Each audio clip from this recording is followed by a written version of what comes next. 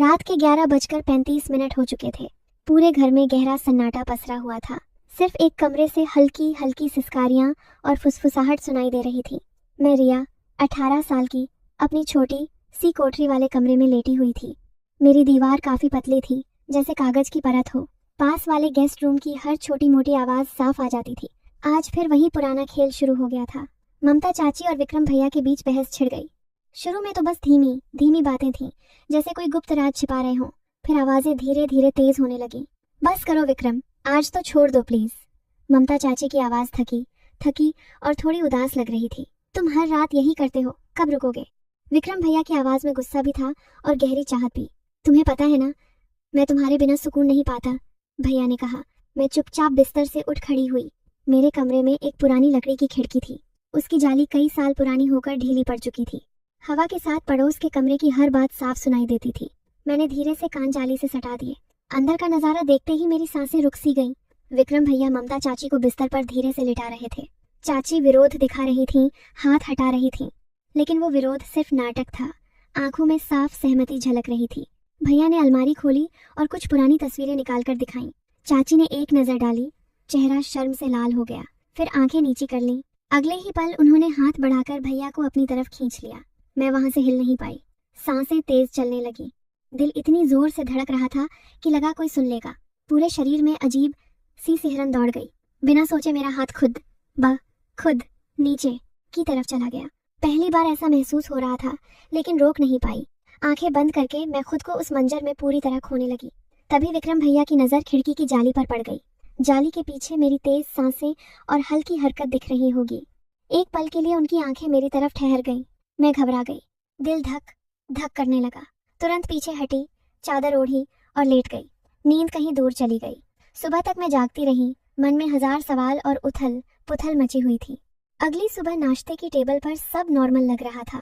ममता चाची गरम पराठे और चाय बना रही थी। विक्रम भैया अखबार पढ़ रहे थे। मैं चुपके भैया को देख रही थी। अचानक उनकी नजर मुझ पर टिकी। उन्होंने हल्की राजभरी मुस्कान दी। वो मुस्कान पहले कभी नहीं देखी थी।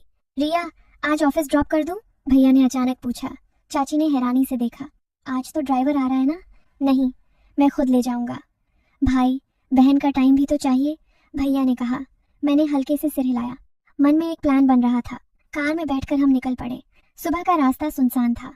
हल्की धुंध अभी भी चारों तरफ फैली हुई थी। मैंने कहा, भैया मैं ड्राइव करूं? लंबे समय से प्रैक्टिस नहीं हुई। भैया हंसे। ठीक है, लेकिन सावधानी से। मैं ड्राइवर सीट पर बैठ गई। भैया पास वाली सीट पर। उनका हाथ धीरे से मेरे कंधे पर आ गया। मैंने जानबूझकर कार को हल्का झटका दिया। भैया का हाथ मेरी कमर पर सरक आया। उन्होंने हाथ नहीं हटाया। मैंने धीमे से कहा, भैया आपका हाथ। बहना, बस बैलेंस के लिए, उन्होंने कहा, लेकिन हाथ और कस लिया। मेरी सांसें तेज हो गईं। मैंने कार सड़क के किनारे रोकी। क्या हुआ? भैया ने पूछा। थकान लग रही है, मैंने कहा। हम दोनों बाहर निकले। चारों तरफ सिर्फ पेड़, खेत और शांति।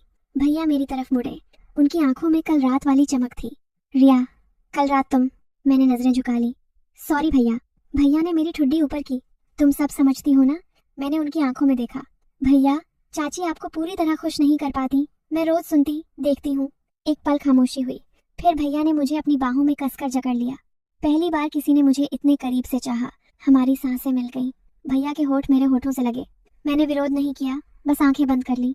हम पास के बड़े पेड़ की छांव में बैठ गए। भैया ने धीरे धीरे मेरे कपड़े सरकाए। मैं थर थर कांप रही थी, लेकिन रुक नहीं पाई।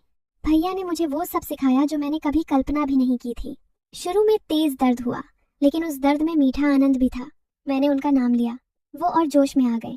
लगभग 2 घंटे बाद हम थक कर लेट गए। भैया ने मेरे माथे पर प्यार भरा चुंबन दिया। ये हमारा राज रहेगा, बहना। मैंने कहा, हाँ भैया, सिर्फ हम दोनों का। ऑफिस पहुंचकर मैंने बाहर से सब नॉर्मल रखा, लेकिन अंदर एक नई आग जल रही थी। शाम को लौटते हुए भैया ने कहा, आज रात चाची मामा के घर गई हैं। दादी, दादा जल्दी सो जाएंगे। तेरे कमरे में आऊं? मैंने मुस्कुराकर कहा, इंतजार करूंगी। रात हुई, घर में अंधेरा छा गया।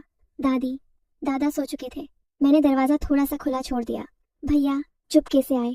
इस बार कोई झिझक नहीं थी। हम बिस्तर पर एक दूसरे में पूरी तरह खो गए। भैया ने मुझे धीरे धीरे प्यार से गहराई से अपना बनाया। हर स्पर्श में चाहत थी, हर पल में नशा। रात भर हम साथ रहे। सुबह से पहले भैया चुपके से चले गए। अब हर रात एक नया राज बन चुका था। हम दोनों का गहरा छिपा हुआ बंधन, दुनिया से दूर सिर्फ हमारा। दोस्तों, कहानी यही खत्म। पसंद आई तो कमेंट में बताओ, और ऐसी स्टोरी चाहिए सब्सक्राइब कर लो।